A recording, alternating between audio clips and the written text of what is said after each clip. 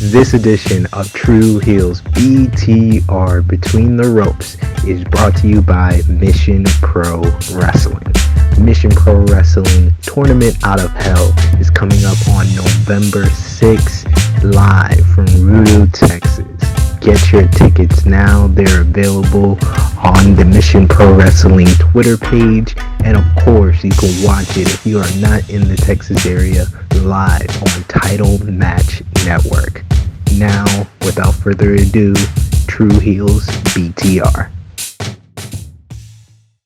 Hello, hello, hello. It is me, your Tru Heel Phenom SP3. We are back once again with another exclusive interview for Tru Heels BTR Between the Ropes. This time we are with independent wrestling star, one-eyed and thick-thighed, the weapon of ass destruction, the W.O.A.D. Thank you so much for joining us on Tru Heels BTR.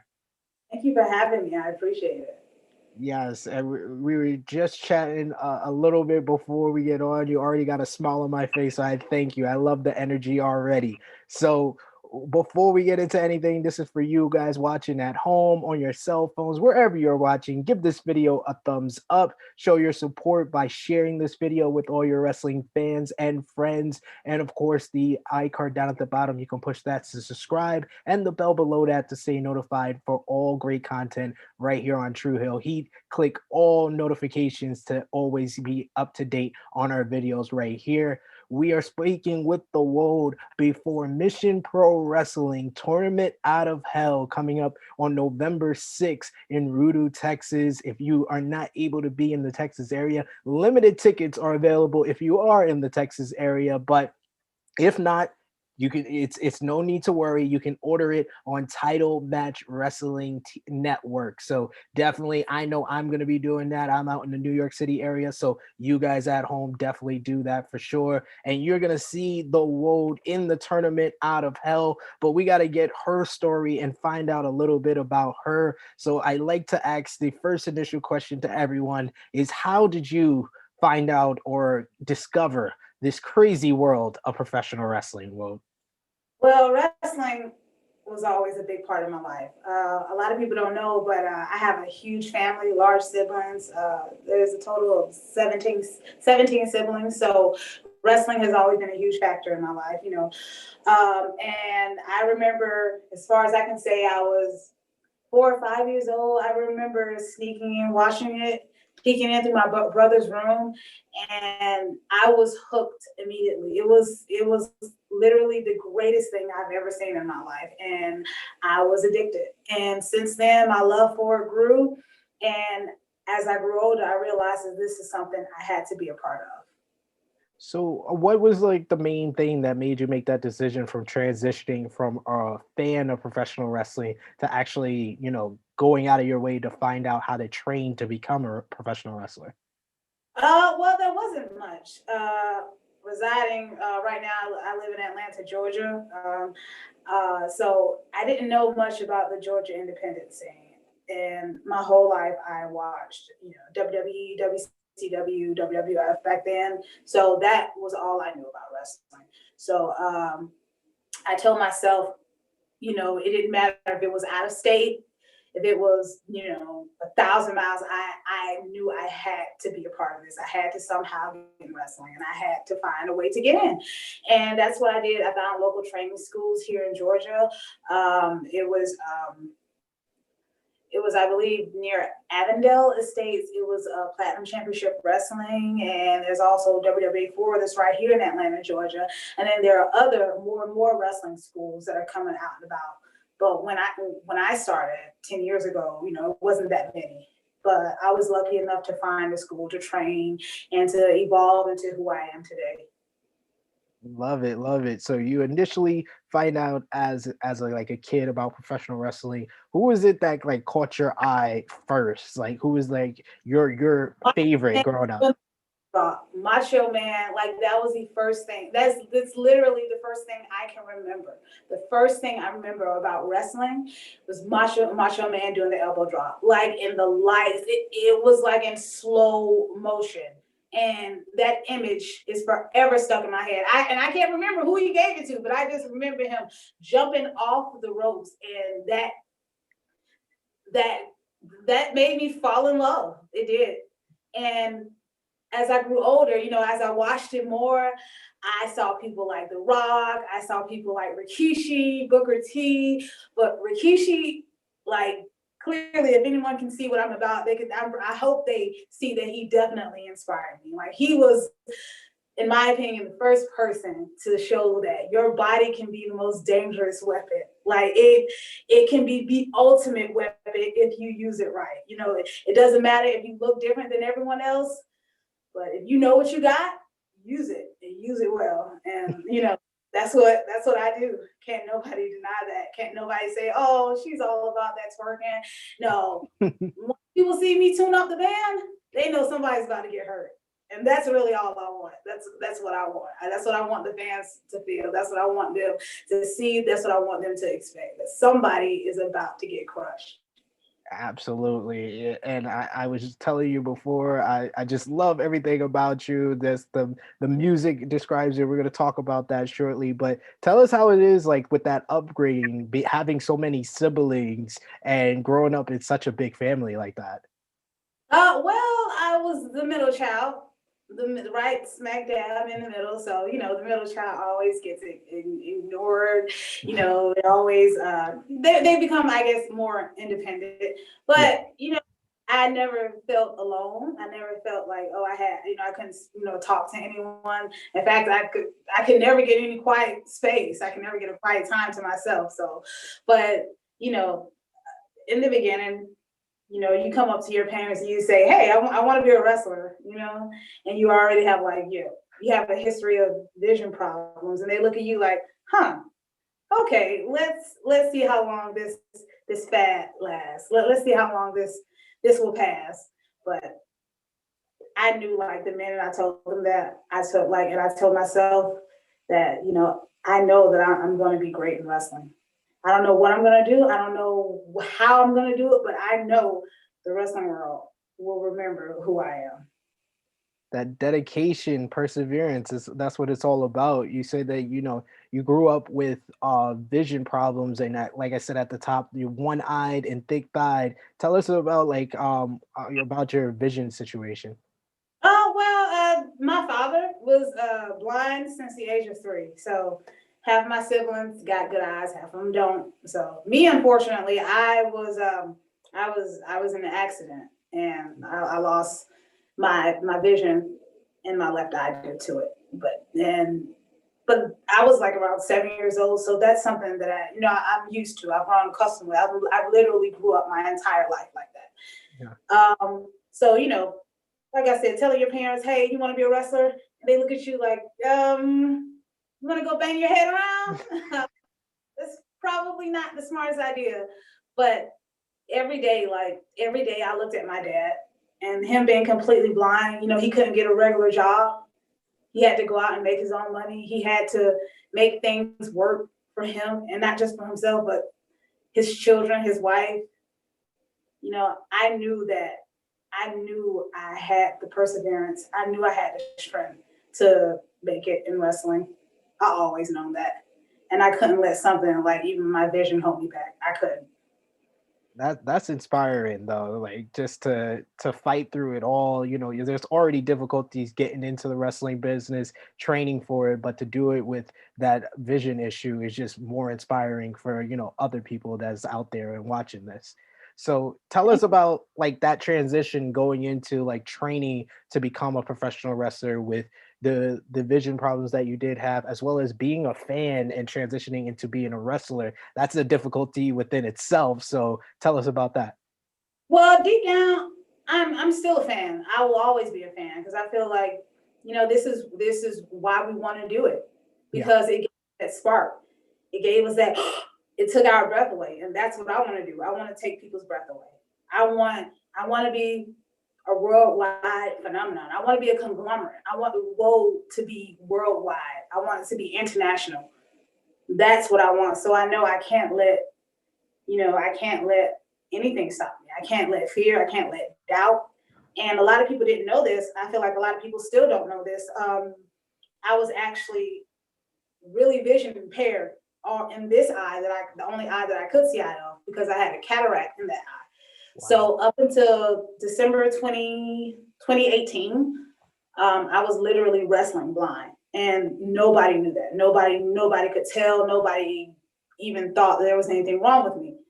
But I kept that to myself because I felt that I didn't want anybody to doubt my in-ring skills. I didn't want anybody to feel unsafe with me. I didn't want anybody to be hesitant towards me. So I kept that to myself. And up December 2018, I got that removed and I could see for the first time. And that was a new life for me. That was everything for me. It was like a rebirth. That's what it was. And I could see the world in this whole new, clear way. Yeah. So I started, I was healing, I was getting myself back together again, but I was still in pain.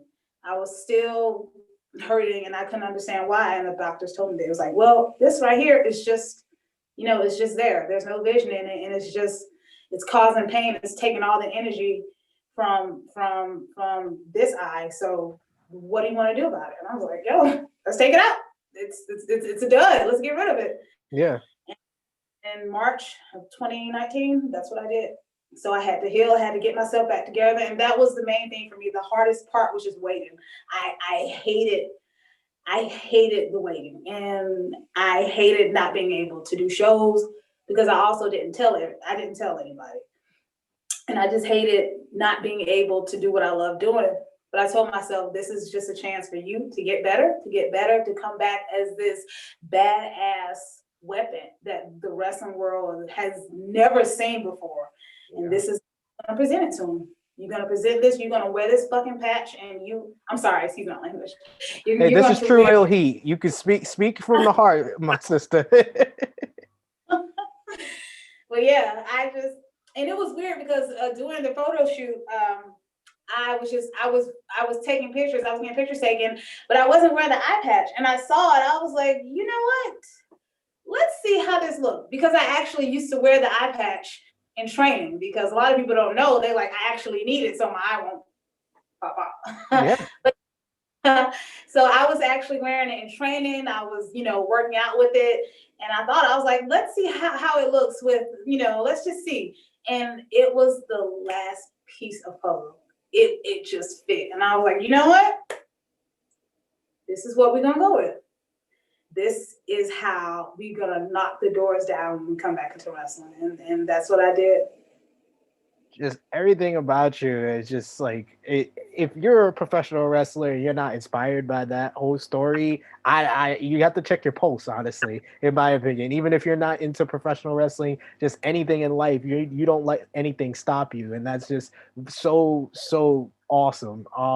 So tell us how it's been like the difference since before and after for you. Like, what's been the real change? You got the eye patch, your whole look has kind of like come together with that now. But tell us what's been like the major difference between before and after your surgery with removing your eye.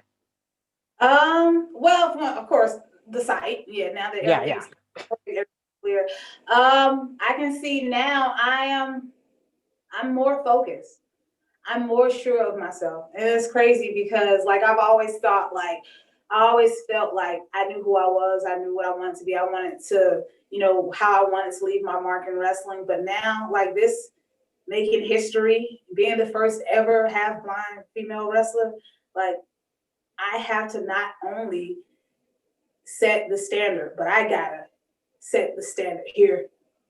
I want people to talk about me generations and generations to come. I want people to say, and I know I said this before, but I'll say this every time. I want people to say, the only thing that's fake about her is her glass eye. That's a great slogan. I'm gonna put that as a hashtag for sure. No, but that's so amazing. Your story is just so captivating, and it's very inspiring. I'm gonna keep saying that for sure. So you got Tournament Out of Hell coming up, Mission Pro Wrestling. How has been what's your thoughts on like Mission Pro Wrestling coming out of the whole speaking out movement, being so dedicated to uplifting women's wrestling? What does it mean to you? It means everything to me. It's a sign that the wrestling world is doing something right. They're headed in the right direction.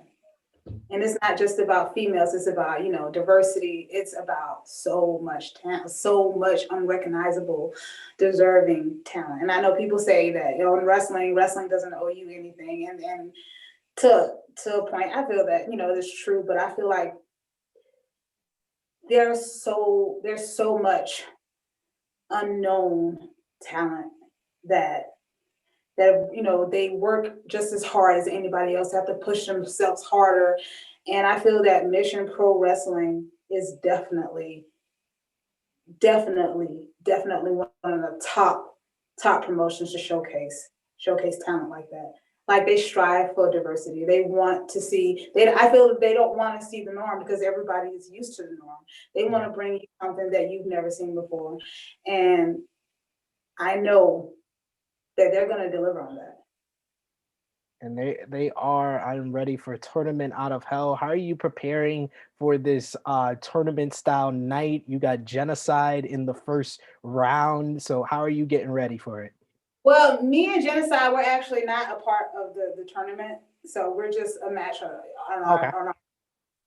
But yeah, Genocide. And, it's crazy because she and I, we faced each other before at Shine Wrestling, back in February, right before everything happened. So, and I was just going through the process over my head. I had to tell myself, okay, what do I have to do? What approach do I have to take differently to get this girl down? And then I realized it. I thought about it, and it was clear. I told myself, see, the Jenna Van Muscles that I face in Shine Wrestling is not the Genocide I'm gonna face on November 6th. Like, that is a completely different monster. And I told myself, what's the first thing I think about when I hear the word genocide? And that is complete and utter annihilation. It's a wipeout, a complete wipeout. Yeah. Basically, I got annihilation coming my way. Freaking annihilation, something that's coming to wipe me out. It's gonna try to come and wipe me out. But you know what I do? You know what I'm gonna do? Because What's people, that? they look at me and they feel, oh, the W.O.A.D, it just stands for the weapon of mass destruction. Yes, that's true. But it also stands for the weapon of all destruction. So if I know I got total annihilation coming my way, you better believe I'm going to bring my most deadliest weapons. You better believe I'm going to bring everything to try to stop a wipeout from me. So yeah, November 6th,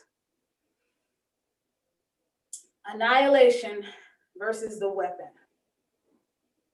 Genocide versus the one-eyed, thick-thighed weapon of mass destruction. I can't guarantee that I'll be the outcome. I can't guarantee the outcome of the match, but I promise you one thing, this is a match they're going to be talking about for a long ass time. It sounds like this is going to be intense. It's going to be dangerous. I am definitely looking forward to this match. But to go back into just talking about yourself, how did you come up with this very very unique name, Weapon of Ass Destruction, Weapon of All Destruction? How did you come up with that in your head? Well, of course, the W.O.A.D is all about being a weapon. And I got these guns, but I'm known for these buns. And I tell myself, okay, which one is more deadlier? What do you see me as? the weapon of mass destruction or the weapon of all destruction. But you know what? It really doesn't even matter, because when it all comes down to it, there is only one WOAD. Love it. Love it. Love the way you think. And I absolutely love your theme music. Your theme song tells I always say the perfect theme song tells you everything you need to know about the individual coming out, whether it's been Shawn Michaels in the past. There's been like many others, Million Dollar Man. They just, when you hear their music, it tells you everything about their character. And that is what your music says to me. How did you come up with it? And tell us about that whole thought process within itself. Well, I've always wanted to get my own entrance music. I've always wanted to get it professionally made, but I felt like nobody could really capture what I was about, because a lot of people, they see, it's first impressions can be a killer. And I've had so many people tell me, "You're not what I thought you was going to be. You're not what I thought you was. Like you're not what I expected." And it's like I always take their breath away. Like, I'm the truth. I make doubters into believers. And I'll happily, happily change your mind of what you think about me. So I told myself, in order for them to really know what I'm about, the best, the best way, the best way for me to tell them is for me to do my own interest music. Because can't nobody capture it like I can. Can't nobody see what I see. Can't nobody know what I'm about, what I'm truly about, what the WOAD really stands for, what she is all about, except me. So once I pushed that out, once I realized, okay, this is what I got to do, and it came so easy. I just thought of the lyrics, and I was basically, I was describing me. So it flowed like water, and I told myself, yeah, this is it. This is how they're gonna know. Oh shit, the weapon of mass destruction is coming. Oh, and I, like I said, I'm gonna be listening to that way after our interview when I'm working out, when I'm doing writing stuff. So, you got me. You got me as a fan with your wrestling work as well as your lyricism on your track. So you got it, sis. So my final question for you, since this is True Heel Heat, we love to ask the difficult questions. Since you are a professional wrestling fan, I need you to think in your memories museum of all the past of professional wrestling, whether it's been your time in the ring, whether it's your time as a fan. Tell us, who is your number one heel in professional wrestling history and the number one heel moment that you remember in professional wrestling. Told you it was difficult. uh oh, okay. I, I felt that, and I mean this in no way. Rikishi, when I found out he was the one that ran down Stone Cold, and then like he was like trying to say, "Oh, I did it for The Rock." I remember watching that, and I was like, "Yo, that is such a bitch move!" Like, no, you didn't. But yeah, I was, and being such a fan of him, like I love Rikishi. He was just amazing. Like I don't even do the stink face because of him, because I feel that can't nobody top that. Can't nobody, Yeah. like, why would you even want to top that? That move itself was made for him and only him. So, being such a fan, and when I remember him doing that, like, that broke my heart. I love it. That's a perfect one. I did it. I did it for the people. I did it for the Rock. Absolutely, absolutely. I agree with you. That is a top heel moment and top heel within itself. So, we'll tell the people at home where they can find you on social media, your YouTube channel, everything that you're doing, and of course, another plug for Mission Pro Wrestling Tournament Out of Hell. Okay, yes. So I'm on Facebook as the WOAD, like page. Go like my page. Same on Instagram, the WOAD, and on Twitter underscore the WOAD. I'm also for merch. I'm on prowrestlingtees.com/the WOAD. Fully gimmicked. I'm also for face masks. Wear y'all face masks out there. Be safe. You can get a WOAD face mask on luchawear.art. It's LUCHAAR WEAR.ART. Sorry about that. So yeah, and I'm also on YouTube, the WOAD. You can like, subscribe, and definitely tune in November 6th because y'all, you do not want to miss this show. You do not want to miss not just my match, but all the other matches. This is going to be Mission Pro Wrestling is starting something great. They're starting something new. They're starting something amazing, and you're going to want to be a part of it. So definitely tune in. If you can't be there live, definitely tune in. You can stream it live on Title Match Wrestling. So yeah. Thank you so much, Woad. You have been such a great guest, such an inspiring story, and your energy is just enthusiastic. It's infectious. So I know these people are gonna love this video right here. So give it a thumbs up, show your support for this video, share it with all your wrestling fans and friends. Of course, the iCard down at the bottom, you can push that to subscribe, the bell below that to stay notified for all great content right here on Tru Heel Heat. And of course, comment down below and let us know what you thought about this interview. And of course, go out your way to support the WOAD and Mission Pro Wrestling Tournament Out of Hell on November 6th on Title Match Wrestling Network. So this has been Tru Heels BTR, Between the Ropes with the WOAD, the weapon of all destruction. It is me, your Tru Heel Phenom SP3. We are signing off until next time.